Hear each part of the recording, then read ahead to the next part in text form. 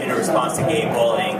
But maybe taking the angle that it's not just going to get better. We've got to make it better, and we've got to use our own queerness to be our own superheroes instead of waiting for things to just happen and get better in our worlds. So I'm going to introduce the panel one by one, and if you guys could mention, just briefly tell us who you are and about maybe one of your projects that brings you here. To my right, I have Sean Paul Lockhart.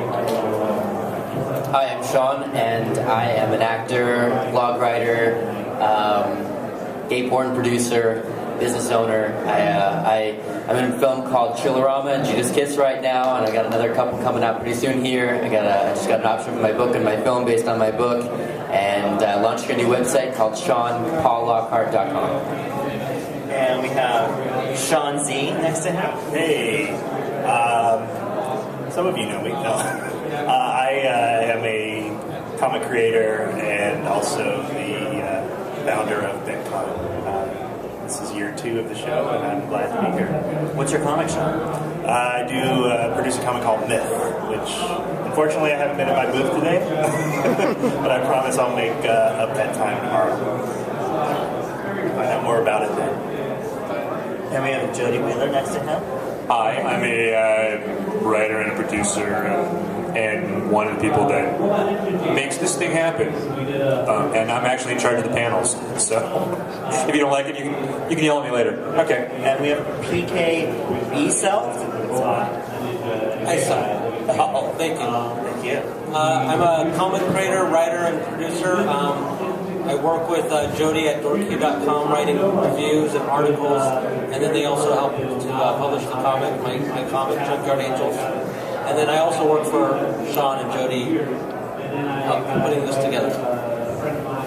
So not only did we put the con on, we when all else failed, we stepped up for the panels too. And a big hand to you guys for setting up BitCon.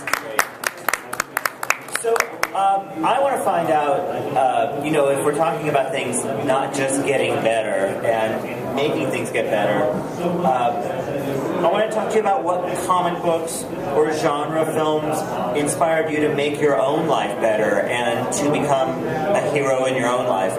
Is there a story, a comic book character, a science fiction movie that inspired you, maybe when you were dealing with your sexuality, that you yourself can find the hero within and get through it? Who wants to start? I'll start. I'm never at a loss for words. When I was a little kid, I used to have Star Wars figures. I was a big Star Wars fan, and the basement would be covered in Star Wars figures and Star Wars bases. And it was always the Rebel Alliance, and the Empire was coming to attack them. And in the center base, Princess Leia, of course, was in charge of everything. But Han Solo was always there with her. But invariably, the very first casualty was Princess Leia. And it wasn't until later on that I realized it was because she stood in the way of the undying love between Luke Skywalker and Han Solo, and so she always had to be off the table so that could happen. So I was obviously trying to work out some issues at 7 with this stuff. All right?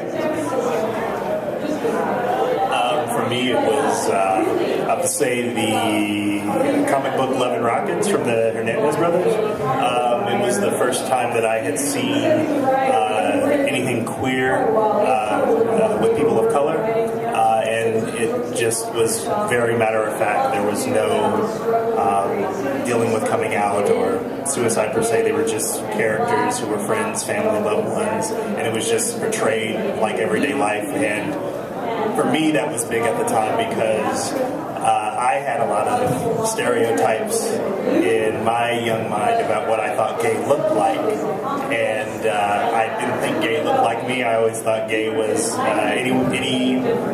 anyone from Europe or older white men, not people that look like me. So I thought, I can't be gay, blah, blah, blah. But then, I'm also the product of mixed ethnicity. So I thought, it's the white in me that's making me gay. And so therefore I'm a mutant.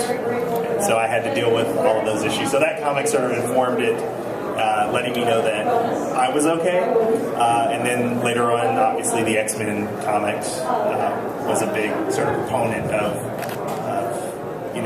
mutants dealing with persecution, and at the time, me feeling like a mutant, I identified a lot. You are a mutant. For me, it was less of a comic book or a reference, illustrated reference. It was a TV show called My So-Called Life, and that came out when I was in grade school, and my mother used to watch it, and it was some of the few bonding moments we had, the two of us. And at first, it was just a show, and then this gay character came on, and I always thought that Wilson Cruz was one of the sexiest motherfuckers out there, even as a kid. So I think that was probably one of the first references I had that was positive, and that kind of said, do the damn thing. So, Sam, we were talking about... I am Zan. And we're talking about, if it doesn't just get better. Right. What comics or genre films or sci-fi stories have inspired you to make your own life better, become your own superhero? Yeah, X-Men was a big thing for me. New Mutants, actually, more specifically, because it was about kids. It was about teens who were not expected to go out and save the world, but were going to probably have to do it anyway. But they were all in school, and they had all the regular teenage stuff. So all the squabbles that the X-Men were having, they were even like 10 times as worse with the New Mutants. When you're a kid, when you're a teenager, and you're reading Chris Claremont's X-Men comics from that era, he's the best writer in the world. When you're an adult, when you're 30 years old, he's not the best writer in the world. But he knew how to reach that mindset. That he was perfect at reaching that alienated teen mind that just is angry and out of place and needs somebody to take them off to a special school where they're going to tell them that you're fine and going to teach you how to be a great person. So it was really, really important to me. I mean, when I moved across the country, I got rid of all my comic books. This was when I was going to college.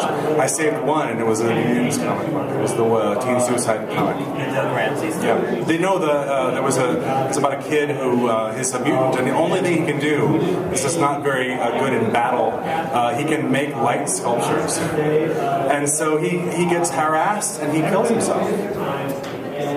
Didn't Kitty Pryde actually mention gay people in her speech? Oh yeah. The speech at the end of that comic book is just. I remember this was actually before I even came out. I was in 8th grade or 7th grade. I had a girlfriend. I remember that we used to read comic books, and she read that to me over the phone. Did a dramatic reading of that speech over the phone. That's how I remember that being spoken, is because it's her voice. But it's just like she's talking about race, she's talking about religion, she's talking about being gay, and it's just like these are all labels and they hurt. And you, PK? I'm kind of just thinking about this from sitting here. I think my two biggest inspirations would be the Never-Ending Story I saw when I was very young. A lot of people. And I think the way I process that is, of course, there's the Empress, but really the story is about Sebastian and Atreyu, and that's the couple, and the like just naturally, and they don't make, and it's not really an issue. It's just like the subtext, and that's the relationship there. And I've always been madly in love with Atreyu. But on a more complicated level, when I was just hitting puberty, I got to see the movie and I read the book The Power of One, which is about a young boxer in South Africa and dealing with apartheid, and he's white, and yet he's the minority, and yet he can't complain about it because he's white. What do you have to complain about? And it's a little deeper than that, but he was also named PK, and so that was kind of a weird association for me. And one of the things I remember in the movie, John Gilgold plays his kind of a headmaster at the academy, and he says society has always moved towards inclusion, not exclusion. And they're talking about apartheid, but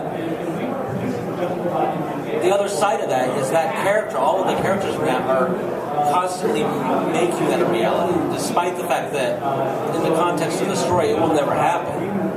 And so it's kind of a weird dichotomy. So I think, I don't know, that's kind of where I think I fit into this. I don't know. You're strange. Now, a lot of times we hear the X-Men brought up as being the ultimate metaphor for queerness in comic books? I mean, aren't they sworn to defend a world that hates and fears them, kind of like we do every day? Are the X-Men the ultimate metaphor in comic books and sci-fi? And if so, where would you guys come down? On Magneto's side, who wants to change the world for his people, no matter what the cost? The Professor Xavier's way is so much more passive and almost assimilationist. I wouldn't say passive. I mean, I think that it takes a lot of strength to to keep on, to keep strong and to not stop being kind and not stop being a teacher in the face of somebody trying to stop you, somebody trying to tell you, I don't want to hear what you have to say. I think that it's very much Dr. King, Malcolm X, very much like that, where you have two perfectly valid ways of dealing with oppression and dealing with bigotry, but one is about the strength of resilience and doing what you feel is the right and moral thing in the face of people who are not acting in right or moral ways. But there's kind of a middle way to go where I don't do this anymore. I used to do this. I used to be much more of a teacher. I used to teach straight folks about my life in a much more active way, like about gay lives. Nowadays, I'm more like I'm living on whatever mutant island there is, and I'm helping other people. I'm helping other queer people. I'm trying to be a good example. I'm trying to be a good person, but I'm not as concerned with outreach. I feel like if the outreach I'm doing is being a good person and being someone that straight people can look to and say, that's this queer person I know and he's wonderful. Like, that's as much outreach as I'm doing. I'm not going and trying to convince people who are feeling bad about queer people to like them. I'm not trying to do any of that. So I'm kind of somewhere in the middle. Who would be the X person who would exemplify that kind of approach? Who sits around? Who sits around? I don't sit around. It's not what I mean. No. I guess you're like the Scarlet Witch of the Avengers, except without the crazy. Yeah. I don't go crazy. Not necessarily. Zan's not crazy. Zan is crazy? I am Got it. Oh, okay.